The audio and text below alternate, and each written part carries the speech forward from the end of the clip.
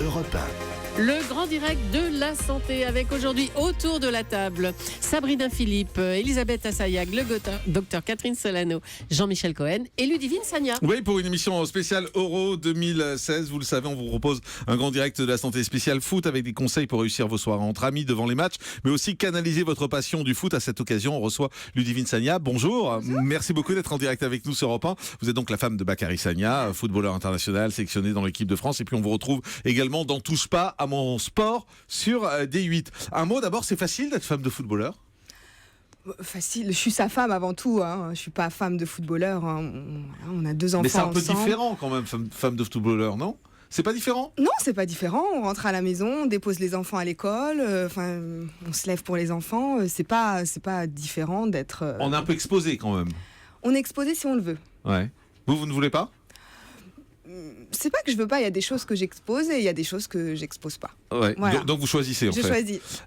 Femme de footballeur, ça veut dire quoi aussi ? Ça veut dire avoir une hygiène de vie différente, comme on est une émission sur la santé. Ça veut dire faire attention à ce que vous lui faites à manger, faire attention à la façon de s'occuper de lui. Alors oui, au niveau de ces plats, quand même, je fais attention. Par contre, au niveau de mes plats, pas trop. Vous faites 2 cuisines différentes. Oui. Une pour vous, une pour lui. Une pour moi et les enfants, et une pour lui, ouais. Alors lui, par exemple, comment vous lui faites à manger ? C'est quoi les règles de base ? Il n'y a pas de règles de base, mais bon, il faut qu'il mange des protéines quand même, des pâtes la veille d'un match.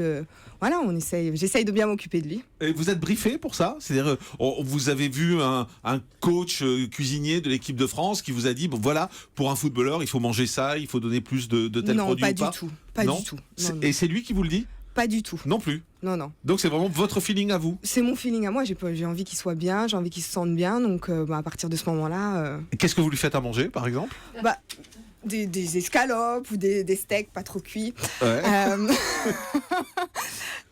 Voilà, un peu tout. Mais bon, ça lui arrive aussi de manger des pizzas ou des burgers. Ah oui, d'accord. Les pizzas.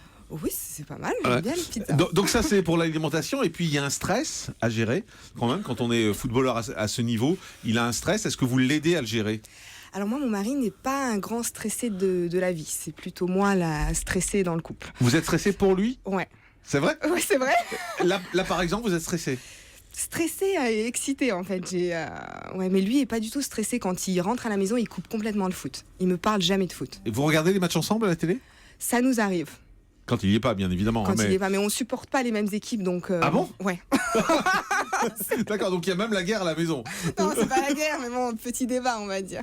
Vous avez des enfants également, ils sont accros au foot ? Ils sont accros au foot et ils jouent tous les deux. C'est 2 garçons ? 2 garçons, oui, de 5 et 7 ans. Mhm. Et ils jouent tous les deux à l'académie de Manchester City. Ah, d'accord. Voilà. Donc ils s'entraînent, mon grand s'entraîne 4 fois par semaine. Waouh ! À 7 ans. Ah oui. Ouais. Et vous, en tant que maman, vous êtes fière ? C'est ce que vous vouliez, Je suis plutôt taxi pour l'instant. Je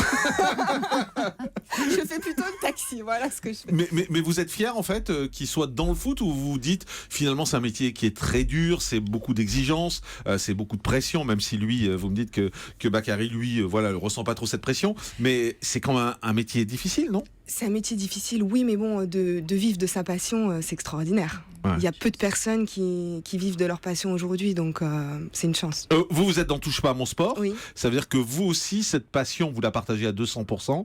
Au fond, il n'y a pas un moment où c'est un peu trop prenant. Ce serait pas bien d'avoir des conversations différentes le soir quand on rentre à la maison, que vous, je sais pas, vous soyez passionné de cuisine et que vous lui parliez de cuisine et que lui vous parle de foot. Parce que j'imagine que la conversation à la maison, elle doit tourner autour du foot. Figurez-vous que non. Non, ça tourne pas autour du foot, ça tourne surtout autour des enfants, autour de l'école des enfants. Une vie normale, quoi. Oui.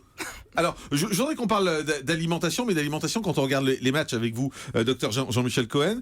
Qu'est-ce qu'on mange quand on regarde les matchs ? Le truc classique, c'est pizza, chips et bière. C'est ce que vous faites, Ludivine ? Oui, pizza. Voilà. Ouais. Est-ce que c'est bien ou pas, docteur Cohen ? Non, c'est pas bien, mais c'est pas bien d'abord parce que c'est pas extraordinaire comme composition, et puis ensuite parce que c'est pas très sain. L'originalité ces temps-ci, c'est ce qu'on a découvert juste avant de commencer cette émission, c'est les offres, les nouvelles offres qui arrivent. Alors on a isolé 2. Il y avait Foodora qui proposait à manger justement temps en fonction du match. C'est-à-dire, vous jouez la Roumanie, on va vous livrer roumain. Vous jouez la Belgique, on va vous livrer Belgique. Vous jouez fish and chips si c'est les Anglais.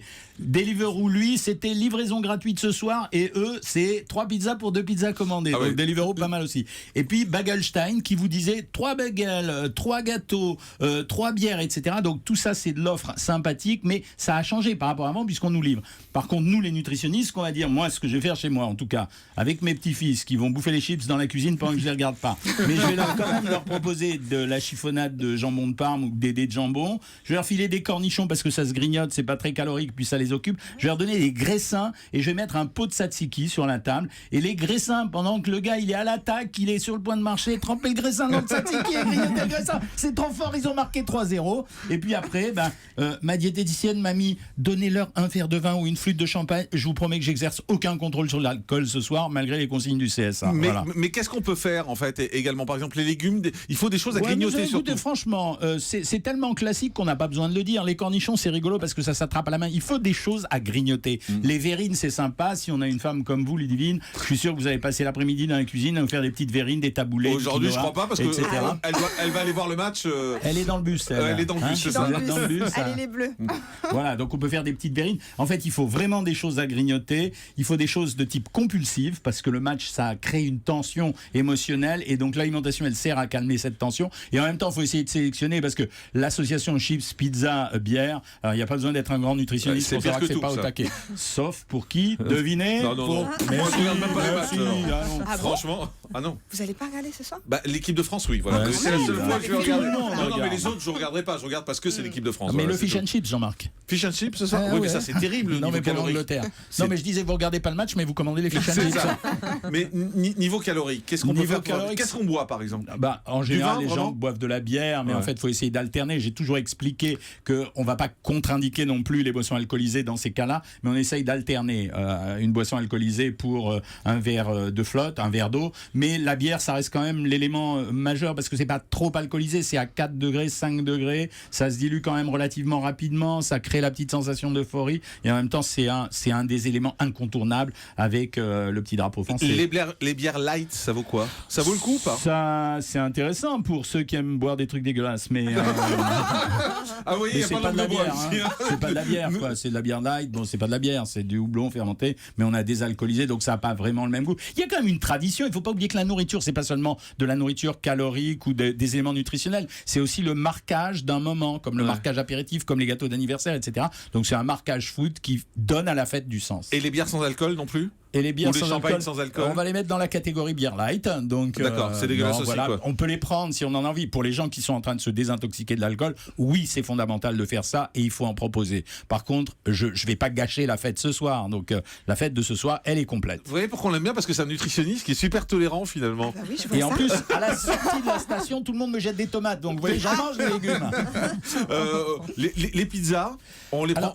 Si on veut à tout prix prendre une pizza ce soir. C'est pas un mauvais produit, contrairement à ce que les gens pensent. J'ai toujours défendu ce produit parce que c'est de la pâte à pain, donc qui est pas grasse, avec dessus de la sauce tomate que je défends régulièrement, des protéines assez maigres comme la mozzarella qui fait partie des fromages les plus maigres et le jambon. Et même pour ceux qui sont friands de légumes, on peut rajouter des champignons, tout ce qu'on veut. Le problème de la pizza, c'est savoir se limiter de la pizza, limiter la pizza. Oui, et c'est pas prendre les pizzas 3 fromages qui elles vraiment explosent le compteur. C'est celle que j'adore. C'est dommage. Quoi?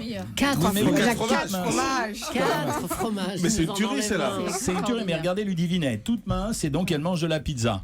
Tandis que nous, on se fatigue à manger des légumes, Jean-Marc, et ça marche pas. Non, mais peut-être pas tous les jours quand même, hein, Ludivine, je pense, la pizza. Pas tous les jours, mais je mange pas très équilibré, mais je fais beaucoup de sport. Ah bah voilà, c'est une compensation comme une autre. Et voilà. Effectivement, Ludivine Sagna qui est avec nous. Et puis je voudrais remercier Fauchon parce qu'à l'occasion de l'Euro, on va le montrer sur Europe1.fr, il nous envoie des éclairs bleu, blanc, rouge. C'est assez joli. Superbe. Je viens de les mettre sur mon Twitter et les Instagram. Voilà, c'est très beau. On va les goûter pendant la pub et pendant que Elisabeth Assayag fera son journal de la santé. Nous, on mangera. Et moi après alors? Non, il n'y en aura plus. Tout de suite sur Europe.